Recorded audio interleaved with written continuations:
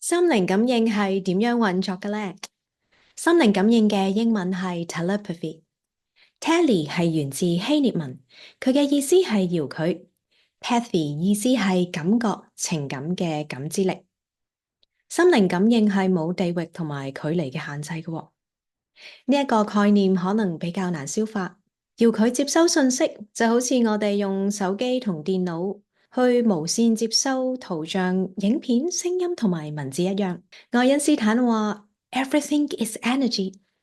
世間嘅萬物都係能量，我哋嘅身體同埋無瑕嘅身體係我哋能量嘅一個物質呈現。同時，我哋嘅諗法、我哋嘅情緒都係能量。能量唔會消失，只會由一個狀態轉換成另一個狀態。動物傳心就係人類同動物之間嘅能量交流同埋感知。人類同動物一樣，都係主要用5種感覺去感受世界，包括視覺、聽覺、觸覺、味覺同埋嗅覺。我哋可以叫佢做五感 （Five Sensoric Senses）。其實同時間喺日常生活中，我哋都會不自覺咁樣運用第六感去發放同埋接收信息。腦入邊有一個松果體，佢嘅其中一個功能就係負責我哋嘅第六感。除咗可以遙距接收之前提過嘅5種身體感官感覺，仲可以處理一啲直覺性 （intuitive） 嘅信息，例如對生活事件嘅一啲預感，感受到其他人嘅情緒，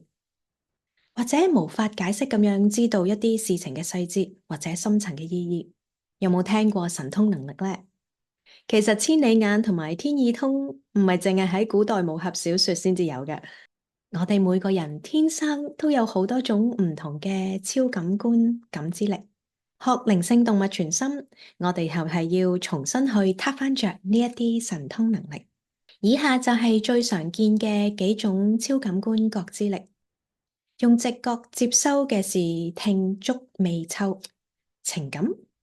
清晰嘅認知同埋身體嘅感覺。Clear seeing，傳說中嘅千里眼。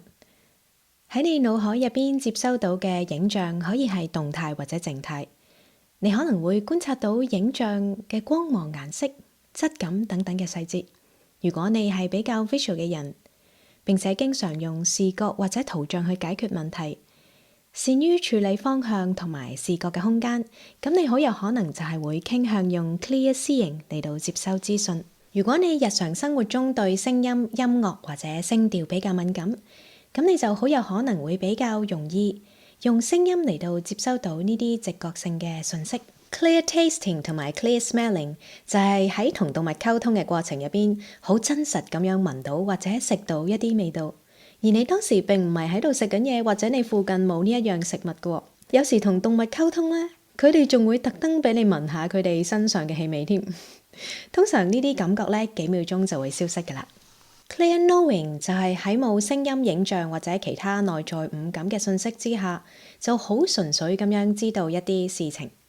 嗰個感覺係好似你好確切咁知道呢一件事情已經或者即將發生，但係你無法解釋自己點樣知道。Clear emotions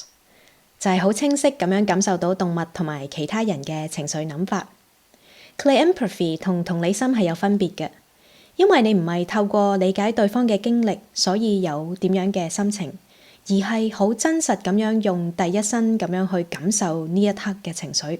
你可能會忽然間感覺到自己好興奮、好失落、想喊，甚至憤怒等等嘅情緒。Clear feeling 就係好清晰嘅身體感覺，例如當你同動物溝通嘅時候，你會感覺到佢嘅體溫，甚至感受到佢身體邊一度好痕，或者邊一度有痛楚。你可能會覺得用直覺去睇到我哋眼睛睇唔到嘅嘢，呢件事好神奇。但係其實好多時我哋發夢或者回想過去開心或者唔開心嘅畫面情景嘅時候，又或者我哋想象將來嘅夢想，想象將來嘅擔心或者唔想要嘅結果嘅時候，我哋嘅腦入邊或者心入邊就係睇到呢啲我哋眼睛睇唔到嘅嘢，仲要睇得好清楚添，感覺亦都好真實。同我哋回想過去同埋想像將來嘅事情嘅時候都一樣，我哋都可能會有聲音、味道、觸覺同埋情緒。其實科學家亦都發現，我哋嘅松果體係有一啲神經回路通去我哋嘅大腦接收視聽觸味嗅嘅部分㗎。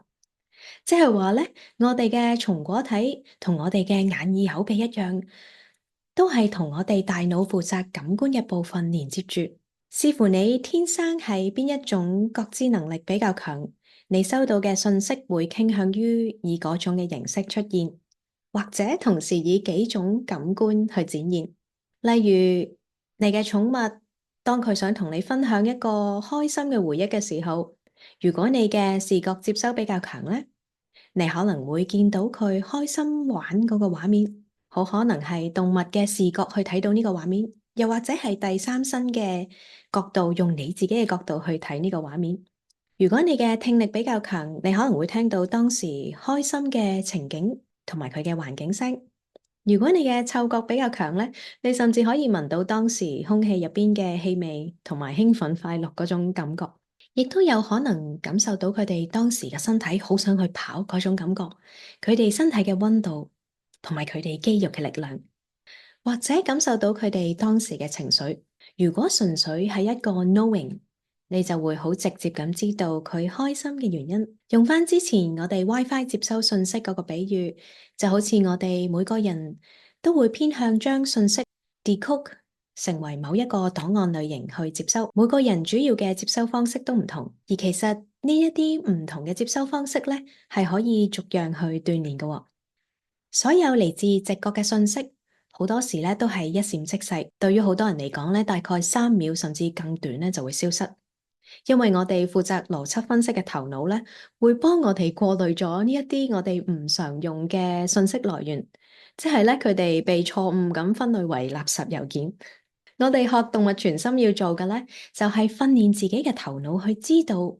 我哋就係想要接收呢一啲咁微妙嘅信息。當我哋越有意識去接收，我哋腦部嘅神經回路就會變得更強，就好似將一條荒廢咗好耐嘅小路，你每日都去行，慢慢將佢行成一條大路一樣。其實我哋嘅腦、心臟、腸臟不停咁樣產生電磁場，喺環境入邊發放同埋接收信息。心嘅神經元細胞咧，其實比腦仲要多嘅喎，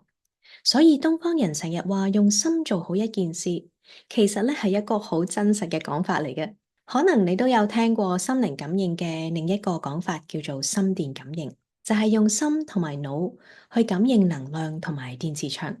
諗下嗰啲心電圖同埋測謊機，佢哋係做咩嘅？佢哋就係透過探測我哋人體嘅電磁場去運作。西方亦都相信 gut feeling。長度嘅直覺，其實腦部嘅邏輯思考只係我哋感受世界嘅其中一個方法。如果我哋只係重視邏輯思考咧，就好容易忽略咗生命入邊一啲其他嘅微妙信息，變得唔夠清明通透。練習同動物建立心嘅連結嘅同時咧，其實我哋同時都係練習緊同我哋自己嘅核心去連結，我哋嘅 inner self 同埋我哋嘅 inner wisdom。